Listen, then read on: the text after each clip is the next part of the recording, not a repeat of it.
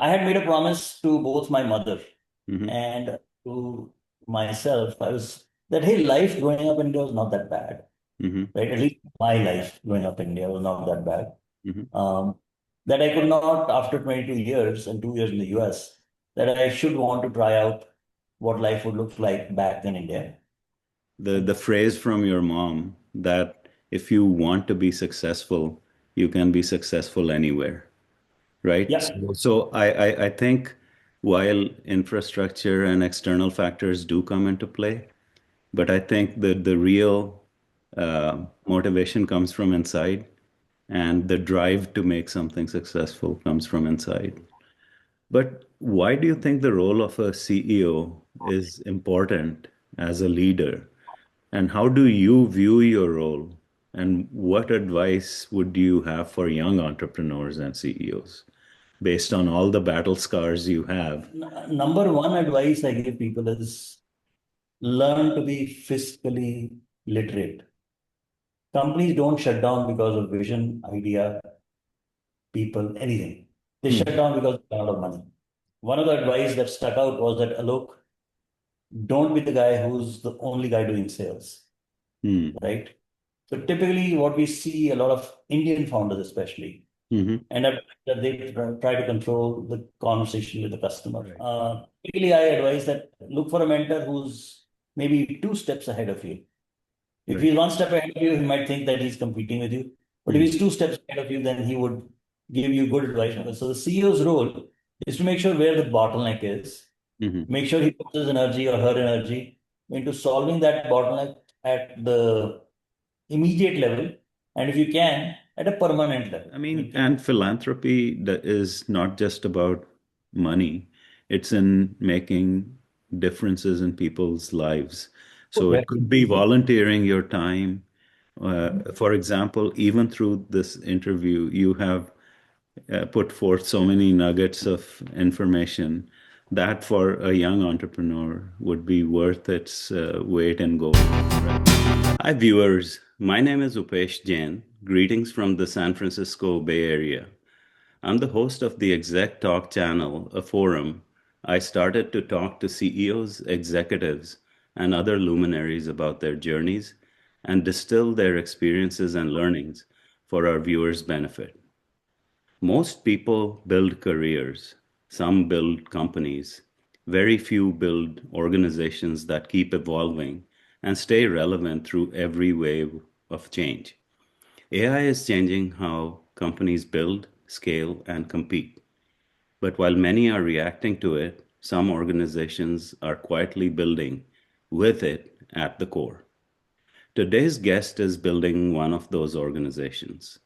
I'm joined by Alok Ramsisaria, CEO of Grazitti Interactive, a bootstrapped digital innovations company that is helping global businesses transform customer experience through marketing automation, communities, analytics, and AI.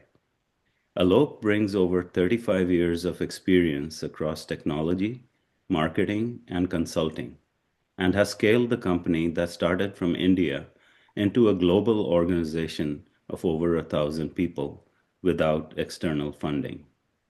What also stands out is that they have been delivering AI solutions and products to the Silicon Valley and view it as a force multiplier for their people. On a personal note, this one is special. Alok and I went to the same school and began our journeys around the same time. So I've had a chance to see parts of his journey unfold up close. Alok, welcome to the Exec Talk channel and thanks for making time. Hi, Vish. Thank you for having me here. It's such a delight to be able to share the journey with your viewers. And it's obviously a great excuse for me, you and I to chat. Absolutely, Alok. So, Alok, uh, tell us a little bit about your childhood. Do you remember any characteristics or traits that you might have had when you were young, like an interest in physics or astronomy uh, or robotics? Would you say that you were the studious type, and who were your role models? So I don't know if you remember, but when we were together in school, I was a very sick kid. till about 10 years old, I Hmm. would fall sick every month or so. And as a result, I found a lot of succor in books, right? So I would read a lot. Hmm. And the other thing was that I was very blessed, I think, to have a set of friends, present company included, in high school and through 11th and 12th, in pre-university and pre-engineering, where there was a very strong academic bent of mind in our group.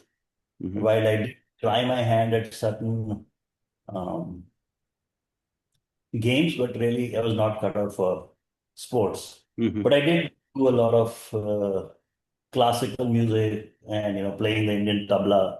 Hmm. So growing up was like I said, early childhood, sickly kid, would fall sick. As a result, found succor in books. Found a set of friends who were also fond of books and Books. reading Right.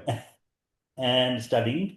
And I think that has shaped a large part of that part of my journey. So thank you for being there, along Hmm. with so many others. And did you look up to certain role models like fictional or real or far-fetched, or maybe inside the home, right? Did you have any role models that when you look back, you say, man, those people made a difference? And obviously, parents come to mind as the obvious one, but My parents have always been very, very, very, how should I put it? Not just instrumental, but also somebody that I look up to. My father moved from his small town in Rajasthan in 1962 to Chandigarh and Hmm. made a good life for himself. My mother, while she was not very extensively read, she was actually the entrepreneur in the family. Um, Right. she started a classical music school from our house. She made sure that we were going, even though I was sick kid, she would take us swimming. She would take us all the things that mothers do, running around, Hmm. uh, growing up, exposing us to the world. And in fact, even in later years, once I, sort of was going to the US and I came back from the US, I would say large part of that was due to the joyful living, I would say, that I Hmm. experienced up in Chandigarh, Hmm. right? Apart from the 4 years of college in Delhi and 2 years at Chapel Hill, my memories that of Chandigarh have always been pleasant. Hmm. And my parents had a very big part to play in there. Right. Amongst other role models, I think we all had an interesting role model in Vineet. Hmm. Vineet was the JE1 topper in our class, and I was privileged to have him as my desk companion through most of the years in school. Hmm. And I remember, he would inspire you. Vineet was way ahead of his class, curve when it came to academics and share. Hmm. So as a result, you know, you would always look up to him and say, man, if you need something, ask Vineet, you get an answer. And typically it would be a direction. In fact, my entire deciding to go to IIT, I was very contented. My aspiration was local engineering college. Hmm. And remember, you guys, especially you, Vineet, Vikrant, all of these guys decided that you were going to apply for the IITs. And I was asking, okay, what are the IITs? And so you guys had all signed up for Agarwal classes and brilliant tutorials. And I was the late joiner. Hmm. But I was inspired by all of you. This is really what all the cool kids are doing. So Hmm. I should be doing it too. Uh, I would say collectively, I think all of you guys who are thinking ahead Hmm. uh, were key in um, my early decision making or whatever I chose to do Yeah. at that point. Yeah, I think that even though Chandigarh was a tier two city, and especially at that time, it had international exposure as people had all kinds of linkages to either relatives abroad or like I grew up in a university environment. And so Mhm. professors going abroad and teaching or researching.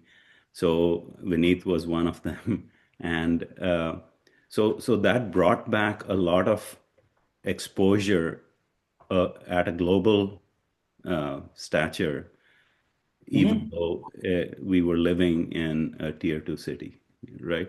No, Was, and also, yeah. example, your father, Mhm, I remember he was on the IUPAC committee mhm, globally. mhm, Your brother had gone abroad mhm. and proceeding with the IITs and then going abroad. So there were all these other stories as well. The Right. exposure, if you will, in the wider set of acquaintances, if you will, and that also gave us a very, I would say, a very broad exposure Right. towards Ireland. Yeah, so basically, I mean, one set of motivation comes from close relatives like parents and siblings, perhaps, and friends. The other set of exposure is the environment and the atmosphere you are brought up in. And I think that was really positive and encouraging in small town like Chandigarh. So, you went to IIT Delhi, right? What kind of exposure did that give you, considering you came from a tier two city? Did you feel disadvantaged coming from a smaller town? How did that shape you? Not Because at all. you go from being a big fish in a small pond to a small fish in a big pond, right? And there's some leveling that happens. So, what's your take on that? Yeah, academically, yes. Hmm. Academically, but you see, I think even the peer group that you were all part of in Chandigarh, Hmm. it was pretty advanced academically. I mean, look at your accomplishments, look at all the other people in our group. They were fairly well accomplished if we push each other. So I think going to IIT was an extension. So I Hmm. didn't feel that significantly. The other thing I felt was that, I'm actually going from a better city to a poorer city, given the state of the hostels Right. and given the state of the college infrastructure. It was only later on Hmm. that one got inspired by the freedom that we got. The lab assistant would give me the keys and say, "Oh, work on your project. Here are the keys. Yeah. Shut it, here you go." So that kind of confidence that, hey, you can now do things, which is more to do with um, being trusted and recognizing, hey, I can make things happen. Right. I think as opposed to in the protected environment of your home, where there is, a permission hierarchy is Hmm. say, okay, if I have to get this done, I have to talk to my dad, I have to go. And suddenly you see, oh, I can go and use the lab at any time of the day or night. Hmm. And I'm responsible for my grades or for my project or achievement or lack thereof. And there are so many opportunities to develop outside of academia, which Hmm. I think was sort of allowed me to expand my wings at college. Absolutely. I mean, what you call life skills, right? Taking Yeah. on responsibility that Mhm. you didn't have to take when living at home, and Yes. then growing because of taking on that responsibility. So, exposure to life skills. Okay, so after IIT, you decided to go to the US, UNC Chapel Hill for higher studies. Were you Mhm. influenced by your classmates to make that decision, or was it something intrinsic that motivated you to do so?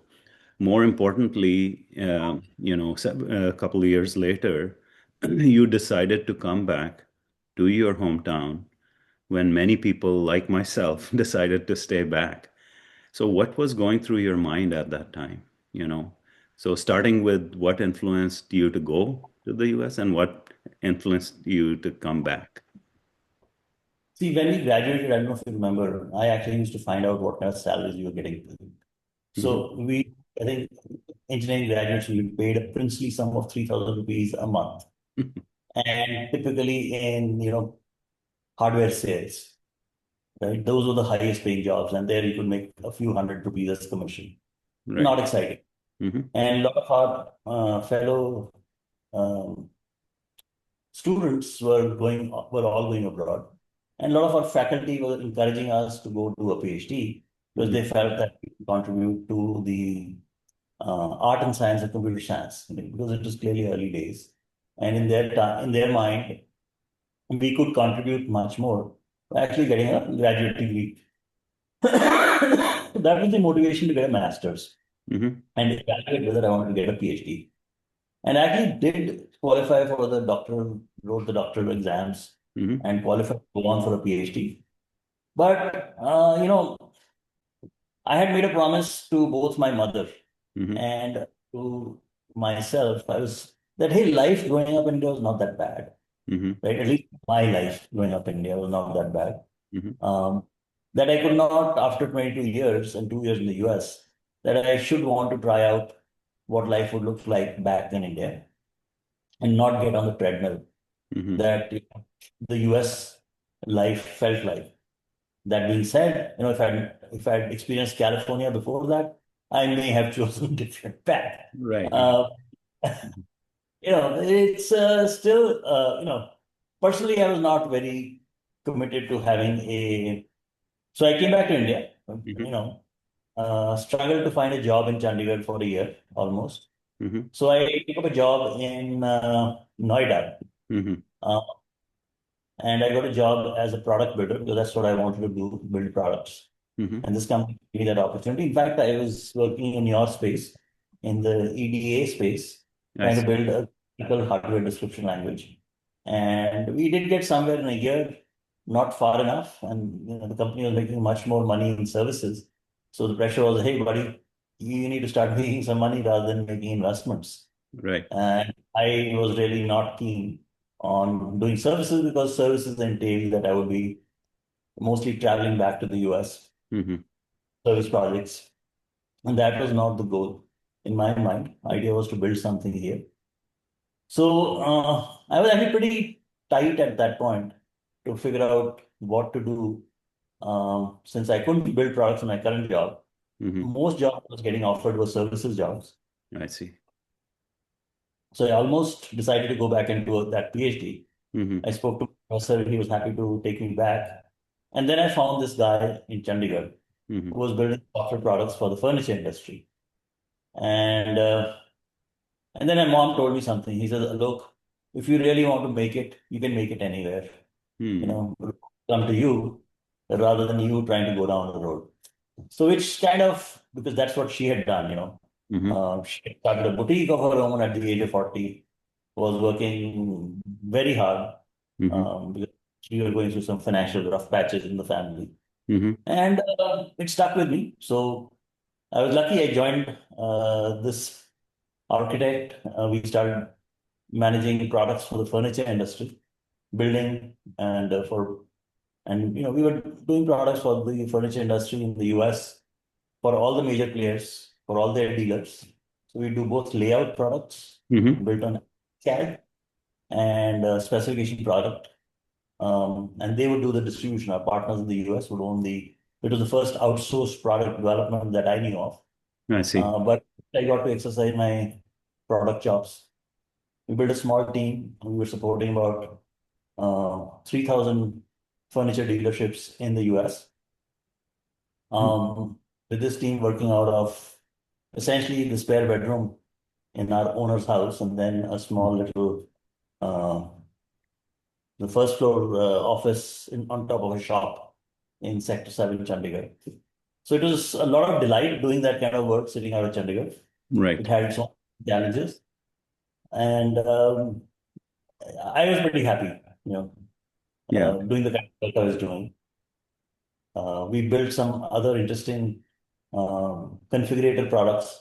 Did another startup, which had perfectly bad time because we were looking for funding in 2000 after the Y2K bug. Mm-hmm. So while we had a good product and we'd done some great demos, but we had to sort of cut back and restart, reboot. So at that point, I kind of said, "Boss, I've done enough of products working 9 or 10 years. Let me try consulting Mm-hmm. because Indian IT services companies were trying to get into products. And I figured I could help them given my product background working on products out of India. And I was pretty successful. I mean, I signed on Naukri.com, a customer in Bangalore, another one in Mumbai. and one in Chandigarh, apart from Naukri. And I did that for a year and a half. But and in the interim, actually, I did a gig in the US as well, about a 3 month gig, again in the ED industry. I see. Um, but what I realized was that Chandigarh infrastructure was not really up to the mark. I mean, if you had to catch a flight, typically you had to catch a train or a bus to Delhi and then Mhm. catch a flight to Bangalore. Because Chandigarh had 2 or 3 flights to Delhi, which would come sometimes, and then you had to catch a connecting flight. It was a pain to travel, and consulting requires you to be on the road. And I was not ready to move out of Chandigarh. Right. So in 2006, I got an offer to 2005 actually to write some technical marketing collateral. Okay. And for a network attached storage company, through another friend of mine, classmate of mine. And I wrote that. We actually did very well with that collateral. We were able to generate almost $500,000 worth of business, and we were doing the entire end-to-end, where the Hmm. old marketing pipeline, uh, use a lead magnet, um, qualify the leads, set up meetings with the sales guys, and let the sales guys convert. So this company that I was working with said, "Hey, why don't you come work for us full time, Hmm. Bangalore?" And I said, "No, Bangalore doesn't work. Everything else works. I'm enjoying what I'm doing." Right. And so they set up an office in Chandigarh, Okay. uh, free. And we grew that to about 15, I think about 30, 35 people at the peak. And we're doing good work, across the digital marketing spectrum for B2B. Um, and then we hit 2008, the Hmm. big Lehman Brothers crisis. Right. And we had to, again, because some of our customers stopped paying, so we had to cut our costs to, make sure that we stayed afloat. Hmm. And uh, by that time, I sort of lost a little bit of confidence in our leadership making the right calls. Hmm. And also, we'd gone through some personal tragedies. My mother and mother-in-law had been detected with cancer at the same time. So my wife had quit her job to take care of both of them. Hmm. Luckily, in the same town. Hmm. Uh, and in 2008, she sort of, my mother unfortunately had passed away. She did not last long. My mother-in-law recovered, Hmm. but she also, after a year or two, uh, passed away. Hmm. But in the end, my wife had some time on her hands, and she started doing some projects with some customers in the US. That's Okay. how Grazitti started in our spare bedroom. I see. Um, she hired a consultant to help with some of the technical stuff, hired a designer, um, and 3 people in a room. Well. And 2010, I think, 2011, one of her customers left and joined another company. And he called back and said, "Hey, we have some Salesforce work." And Neeta said, "Hey, Alok, seems like we have two paying customers. So either I can keep running this gig or we can grow it to be something bigger." Yeah. And that's when I sort of quit and joined full time. And we um, hit about 10 people. We were sort of, in the early days of Grizzly, our focus only was to do whatever work comes our way. And we were lucky enough to get some very early successes with companies like Marketo. At Hmm. that time, they were the darling of the valley, and we actually also built their community on the Salesforce portal. We were probably one of the first companies to Hmm. build what Salesforce used to call customer portals. Hmm. And so we were doing a lot of marketing automation, templating, and campaign design work for Marketo's customers. I So see. that gave us a lot of visibility on both sides, the marketing community as well as the community of community builders, if you will, and Right. increasingly CRM world in Salesforce. And I call that a lucky break because Marketer grew like a rocket ship Hmm. from 10, 15 million that time to about 200 million when it got sold. It went public, then went private, then got sold to Adobe. So we have been there all through for the last 16 years with them. Nice. And that has been sort of one of the hallmarks of our, that we kind of stick Hmm. with our customers through thick and Right. thin. Right. Through thick and thin. Yeah. Yeah. No, wonderful. So, Alok, few points stand out that I'd like to recap here. One, the phrase from your mom that if you want to be successful, you can be successful anywhere, right? Yeah. So I think while infrastructure and external factors do come into play, but I think that the real motivation comes from inside, and the drive to make something successful comes from inside. So that's number one. Number two, you and your wife taking the leap of faith uh, with the hope of making something that you guys started bigger, right? And that also uh, is kind of your foray into entrepreneurship, if you will. So those are a couple of the points that kind of stand out in what you were saying. And then the third one is standing by your customers, right? Like you were by Marketo's side through thick and thin. And if they do well, you do well as well. So, so that brings me to the point that, you know, when you forayed into entrepreneurship, what kind of mental makeup did you have at that time? Was it an easy decision?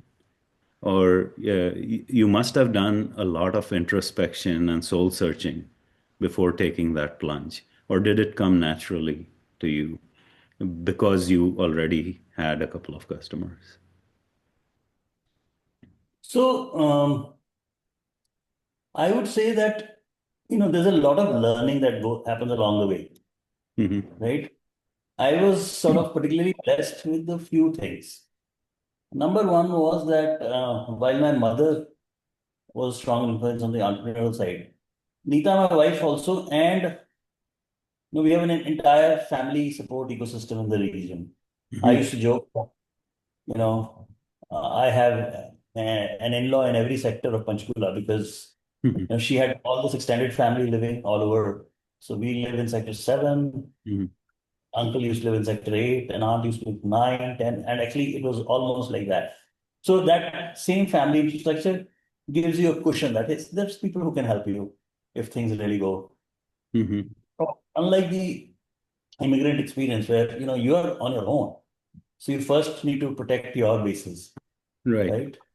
So that I think, and it's how you take it also, right?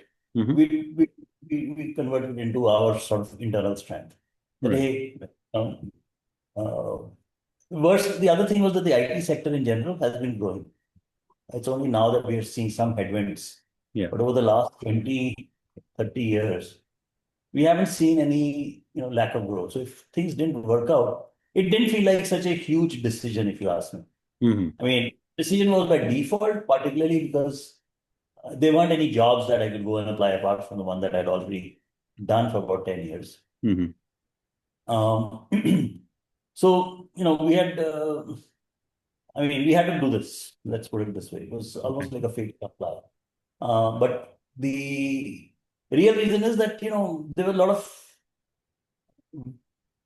like you said, in the end, it's a perspective with you, which way you choose to do something, Right. right? Hmm. We had a very strong support system Hmm. locally. Um, for example, we live with my parents, my kids have grandparents to take care of them. So both of us could work crazy hours, Right. which was needed. Yeah. Um, the what do you call challenges that we faced, right? We were ready to be creative with them. And tech always has challenge. Where will you find talent? Where will you find people? Hmm. And I was, because of my early experience, again, it's how you take your challenges and convert them into opportunities, right?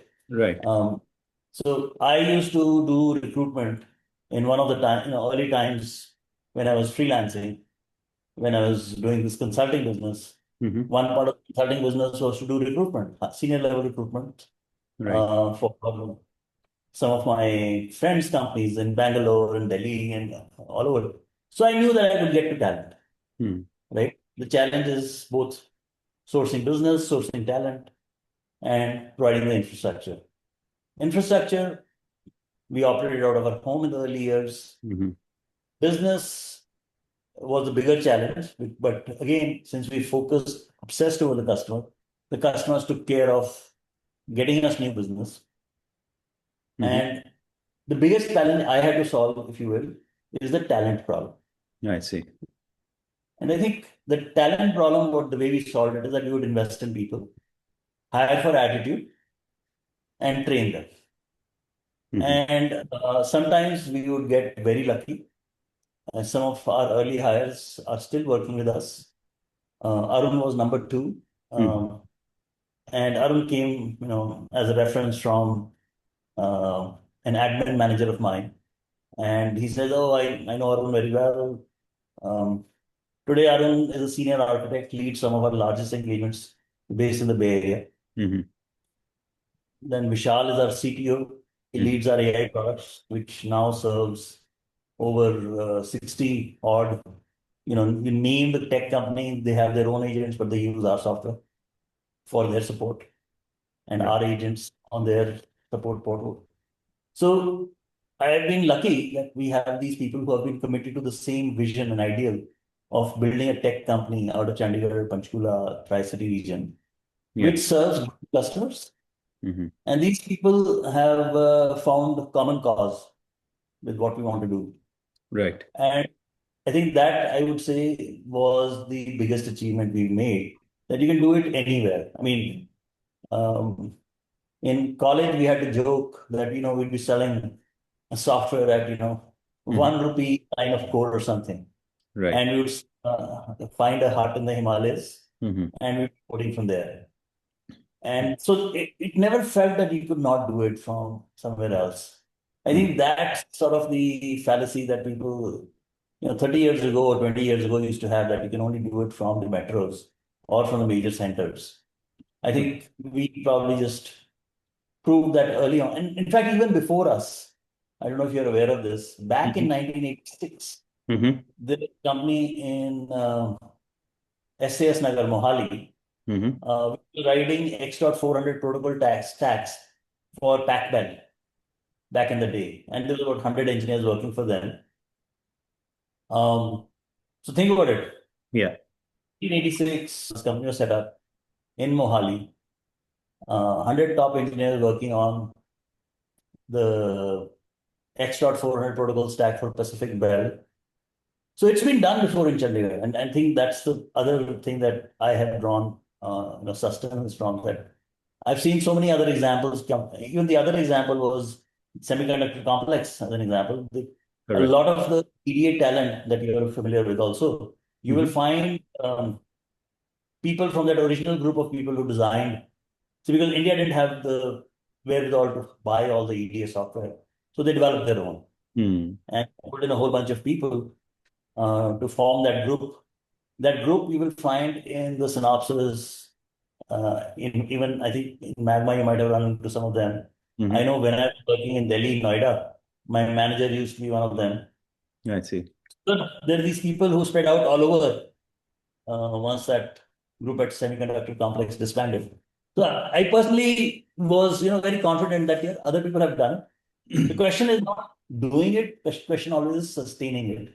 Right. I think that is where um, we have parlayed all that we were interested in and our so-called weaknesses into our strengths. So, Alok, you walked me through how Grazitti was formed and, the recruitment aspect of your role. But why do you think the role of a CEO is important as a leader?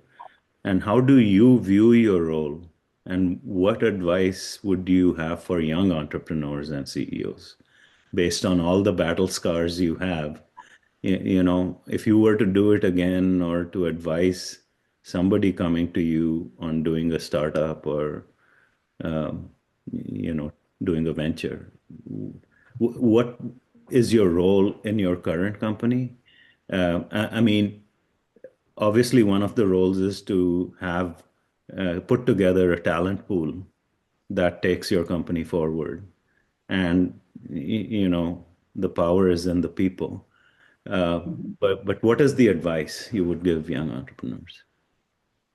So I think the number one advice I give people is learn to be fiscally literate. Companies don't shut down because of vision, idea, people, anything. They shut Mhm. down because of a lot of money. Right. A lot of founders I see are not, financially literate. Hmm. They can't balance sheet, they can't see a profit and loss account, they can't see their runways the way they need to, especially in the early years. Hmm. The burn Uh, rate. Yeah. Hmm. yeah, so you need to know your P&L, in and out Hmm. in the early till the time you can hire somebody to do it for you. So number one is be very, very strong financially. Literate. When I say literate, doesn't mean that you're writing the checks. Hmm. Some of the people should be doing that if they're small enough. Hmm. Second, I think is that, so I have these examples, we compete with a lot of companies which are very well funded. And one of Yeah. these companies raised, I think, about $200 million. Um, and the founder went and bought himself a fancy little office in Santana Row, Hmm. right above big shops, right? Right. And during Corona, he was the only guy who would show up. And the investors started asking, why the hell are you paying $15,000 a month as rent Hmm. for a workforce of one, Yeah. right? Doesn't So make those sense. kind of stupid mistakes you don't make if Right. you are very financially literate. That's right. No, totally. I mean, you should be fiscally conservative actually in the initial stages of a company and not try to spend on bells and whistles that are not needed, right? Yep. And And the role will evolve. yeah. So you have to learn and you have to have your set of mentors. I was particularly privileged when we were about a 10% company. I have a friend who at that time was running a company of 50 people. And we Mhm. would chat and he would give me a lot of advice. Mhm. When he got 50 people, then another friend who had about a 100% company and who gave me advice. And one of the advice that stuck out was that, Alok, don't be the guy who's the only guy doing sales, Mhm. right? So typically what we see a lot of Indian founders especially, Mhm. end up that they try to control the conversation with the customer. And they're the only person doing sales. And you need to do sales and you need to do sales. But you need to set up a sales process, especially very early stages, Mhm. where you are uploaded and Yeah. somebody else takes on the sales role. Yeah, I So, mean, yeah. sorry, go ahead. No, I was just going to say that when it's one, two customers, perhaps it's manageable. But if you're really trying to grow the top line and Mhm. scale the company, then you need to rely on other hands as well to Yeah. and have a process more importantly, as you say, so that people adhere to the process and not deviate it while trying to bring in customers, right? And the money.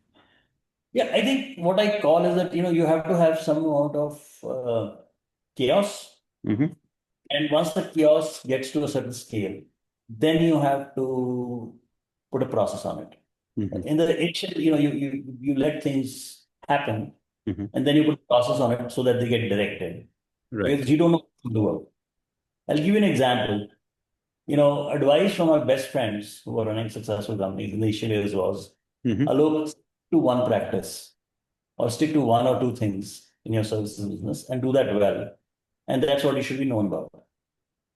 Yeah. What I figured out was that the hardest part for me being based here was to acquire a customer. Hmm. But once I acquire a customer, then expanding inside that customer is much less friction. Right. So we never turned on any business. We Right. are not aggressive salespeople. And that's why today we have, so many diverse service lines because we did not take the advice that we were given. So Hmm. you have to apply. A CEO has always got to think on his own, Right. right? Yeah. I think this challenge, and he has to listen to 1,000 voices, if you will. I Hmm. mean, have a set of mentors and realize the value of those mentors at that point in your journey because they've lived it. Right. Typically, I advise that look for a mentor who's maybe two steps ahead of you. If Right. he's one step ahead of you, he might think that he's competing with you. But if Hmm. he's two steps ahead of you, then he would give you good advice because it's something that he experienced a year, 2 years ago. Yeah. And you can then, incorporate that advice into your daily operation, to things that bother you and things that, are working well for you. Right. They might be working well for somebody else. Yeah. They've been there, done that, but don't perceive you as a threat, right?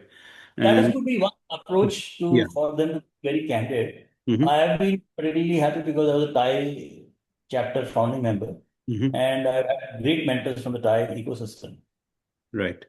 who So, gave. Alok, sorry, Sure. one question on this topic is you said that it was challenging to acquire customers, but not expand once you got the customer. What was it about acquiring the customer that was challenging? Was it, creating the value proposition of the products So this- and creating that vision match? Or was it convincing the customer to write the check? I mean, which is dependent on what value they're getting out of you, right?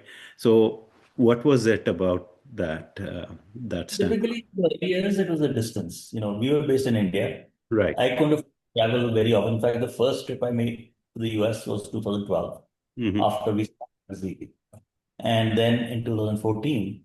So, just the fact that we were not local, I think, worked against us. But the other interesting thing I think about the US market in general is that they reward performance. Hmm. And if well for the customer, then that customer will take you into other customers.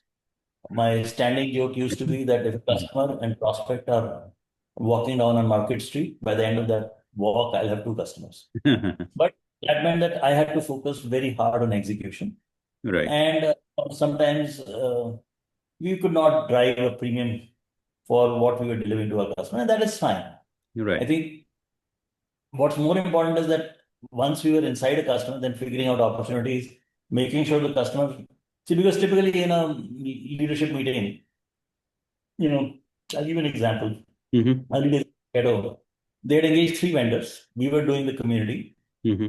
and the vendors was setting up Service Cloud, and a third vendor was setting up their LMS. Hmm. Okay. The Service Cloud vendor ran out of money, budget, Hmm. and my customer uh, on the other side, she said, "Hey, Alok, can you pick up the Service Cloud work? Because these guys have run out of money." And we said, "Sure, Hmm. pick up that piece of work." The LMS guys, the team was sitting in actually Ukraine. They Hmm. had a hard time translating requirements, so we ended up writing the requirements doc for them. I see. And at the end of it, we were maintaining the LMS as well. So Wonderful. just, because we were in the conversations inside that company, and even though we didn't have anybody visiting them or talking to them on a regular basis, it was so easy, so much easier that our work would get noticed, Right. right? And that's what we counted on. Um, so like I said, I mean, the bottleneck keeps shifting, right? And it Hmm. keeps shifting back and forth into the various functions. So the CEO's role is to make sure where the bottleneck is, Hmm. make sure he puts his energy or her energy into solving that bottleneck at the immediate level, and if you can, at a permanent level. I mean, can you set up processes so you'll Hmm. never be bothered until a certain scale is hit? Hmm. Uh, and that's a slightly harder one to do because people can solve immediate problems, but solving problems so that they never become problems again. So, example, we set up a very robust project management infrastructure, Hmm. right? And it has worked for us. It works independently of Nita and me, with Hmm. enough people managing it. So, the core operations of the company work fine, Hmm. right? Yeah. Uh, we have to step in when there is a disruption or Uh, when we see things going awry. Um, we have to, and we start getting building systems which are now, or when, for example, today we have to pivot. Um, we were lucky that we were early in the AI game by building products and services there. But now the entire company is pivoting to become an AI first company. So every service has to lead with AI. right. And that sometimes becomes slightly tough because people who have been very successful with the old system are saying, hey, this AI stuff hallucinates that 20 different problems that people are worried about. Right. Uh, So you have to convert them over. You have to build new systems. You have Yes. to look at it. For example, we're starting with AI governance practice Hmm. because we see that as a big challenge. We built an AI governance product, Okay. um, and we are now our search and fire product has always had customer support agents, customer quality, knowledge creation, a whole slew of agents for a very specific use case set. But we are expanding that across that into all the customer touch points that we touch in all our services. Hmm. So that requires energy. I mean, that's really what I'm focused on right now, Right. making sure teams are able to look at this as an opportunity because the first reaction is, oh shit, my job's going away, Right. right? Right. You have to reach people. You have to give them the tools. For example, my AI team has an unlimited budget. Okay, whatever you want, raise Mm. a request, you do. Mm. And initially, I had to actually push people, Right. right? Because, Yeah, but it's a sign of the times, basically. I mean, as the CEO of a company, you have to be on your toes for any inflections in the market environment, right? please, And so, as you mentioned, the advent of AI is not an option, I think. It's a must-have. And I'm glad you're already taking this bull by its horns, right? And writing agents and co-pilots and other stuff. yeah, Yeah. we're delving deeper. I mean, we're fine-tuning our own models for our customers' use cases. Hmm. I have a few GPUs running in this building now, where some of our people can experiment with the smaller models. Hmm. I think we can have now a 105 billion parameter model internally. Yeah. So there is a lot of learning that we need to have to be able to use that for customer instances. Right. Um, I can't just go to a customer and say, yeah, yeah. I mean, there's a lot of wrapper products, Hmm. right? Take a Gen AI wrapper, a Hmm. Gen AI tool, build a wrapper around it, and then hopefully it will not hallucinate. And there's a lot of those. It Right. works until it doesn't, right? And we've seen that failure happening. So there's a lot of deep investment one needs to do Hmm. into infrastructure for our customers to not get shortchanged. I Because see. everybody's saying sort of the same, yeah, we'll do this for you, we'll do this for you. And we built our reputation purely on delivery. I So see. we can't let customers down by saying, oh, sorry, this Gen AI screwed up. Hmm. Not an acceptable answer. So you mentioned AI governance as one of the areas of expertise. What Yeah. other areas are you addressing by incorporating AI in your products? And is that landscape fluid? I mean, is it changing even on the customer side in terms of requirements? Oh, definitely. The biggest, I mean, challenge is right now Hmm. that great engineers, Hmm. and I say great, can build some of these products in 1/100th of the time we would use in the past. Right. I've seen that as well. Okay. Now, what that means is that a lot of the IT departments are saying, hey, why do I need to buy it? We'll build it ourselves. Right. But our counter argument is that, okay, who will maintain it? Hmm. Right now, for enterprise at least, that becomes a challenge. Right. So, um, if you look at it, while we are not doing foundational work, all our work is very application oriented. But a lot of the work has to do with the limitations Hmm. of the tool. Okay. For example, rephraser, re-ranker, um, that kind of deep expertise we have to build up so that we can tell our customer what they need to be doing rather than just saying, okay, buy this enterprise license of Claude or Hmm. whatever, and you're set free. I Hmm. mean, some of the work we're doing with, for example, um, some of our financial services customers require us to use very small models because they're going to be inside their on-prem Hmm. and they need to be wrapped around to protect IP going out, even with the on-prem solutions. Right. We have to worry about vectorization because, for example, if I build a vector of one, let's say, everything gets vectorized. then my scale balloons, Hmm. right? I need probably 10x my compute power.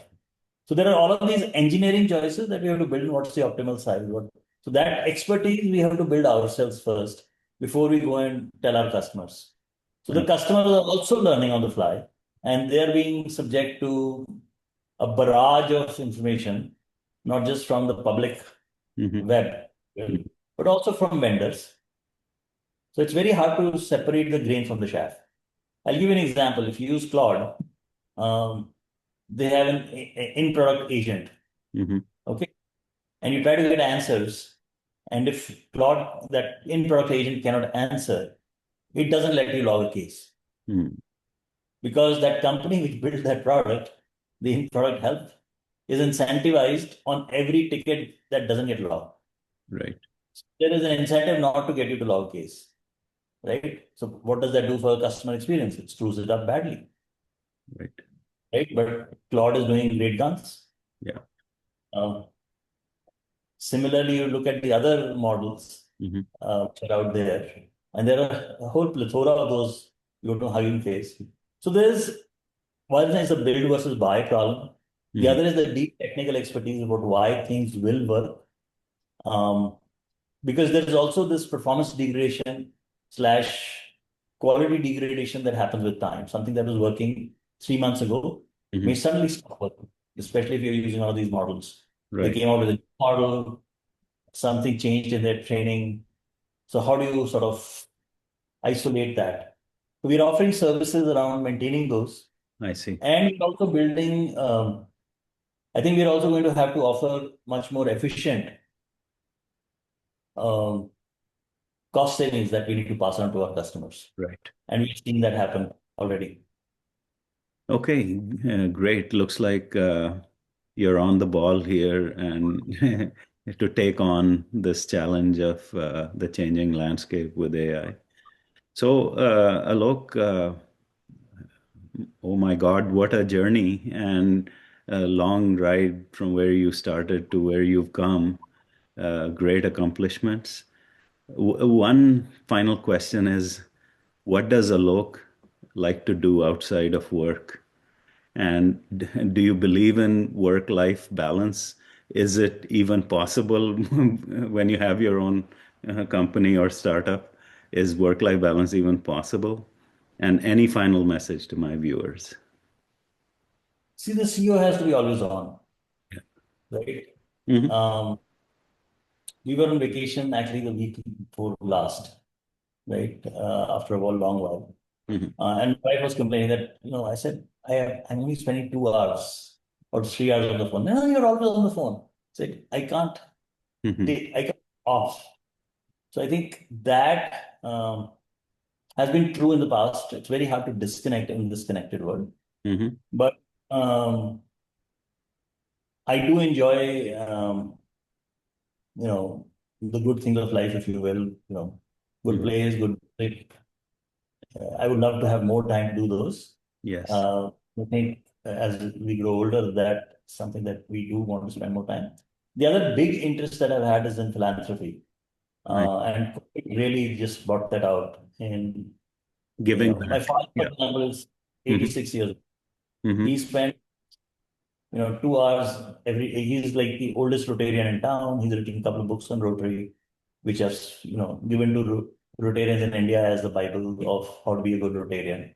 Hmm. And he is still raising money for Rotary projects Right. actively.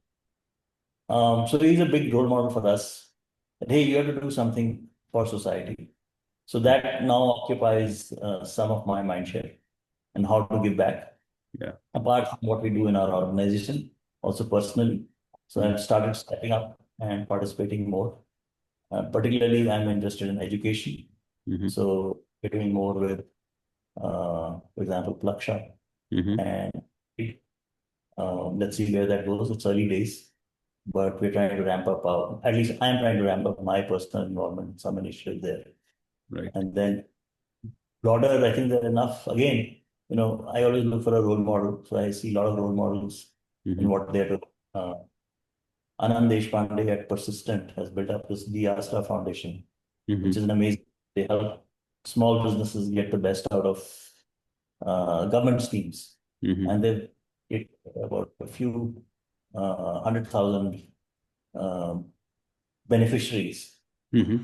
Uh, Their outreach. Similarly, there's a Round Glass Foundation, which works in Punjab.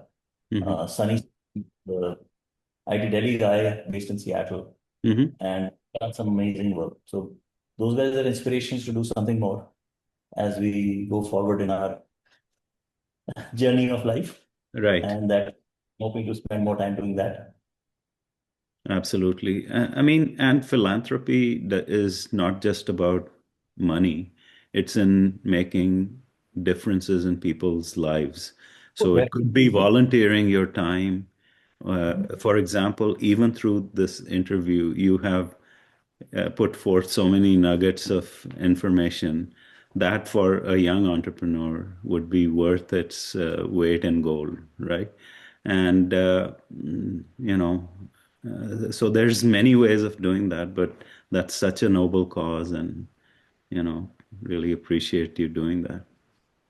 And I would be glad if somebody got some value out of it. Yeah, I really try and not to proselytize or pontificate. I like to believe that, I solved a set of challenges I faced no, with the absolutely. best engineering viewpoint. Not necessarily true for anybody else. All I say is that, learn the system. The system is that you will not be able to solve those problems. Find mentors. Right, Find the mentors who are right for you at that stage of your growth as an entrepreneur. right. And then apply your own judgment. Um, there is that element of luck, I would say. Hmm. Uh, and luck is typically being well prepared more than anything else. Right. But there is definitely chance, I would say, not luck, Hmm. that some parlays. Um, but most of the time, I've seen that hard work Hmm. overshadows any chances. You get the chances because you prepared for them, Absolutely. right? Absolutely. Yeah. I mean, consistency does pay off, right? You keep at it. And in some ways, I appreciate the kind of rawness and, the unadulterated feedback or comments you have, because that's the crux of my podcast. I peep into people's lives and journeys so that uh, people can listen to them as is and learn from their experiences. So you did exactly that in this podcast. So that kind of brings you and me to the end of this conversation. Alok, thanks for doing this late night. I really appreciate the time, and even on a weekend. So, I'm sure your words of wisdom and advice will come in handy for my viewers. And it was great catching up and spending the time with you. Thank you. Thank you, Pesh. I think one piece of advice is that always have great friends. So I'm glad I have a good friend in you. Yeah, And, it's a blessing. totally. Friends and families are the real blessings of life. That's true. Um, Other things at some point in time don't really matter. They all drop away. Yeah, And I think the fact that, you can call on me, I can call on you, and there are a set of our batchmates that we can call on each other's, both in school and in college and later in life. right. Um, Whether we can help each other or not, but lending a support. Totally. I think we have a great, what I call village, takes a village to go through life. And I think our village is special, all the friends and relationships that we have. So really appreciate them as well. Uh, Thanks again, Alok, and all the best in future endeavors. Okay, Thank you, so Pesh.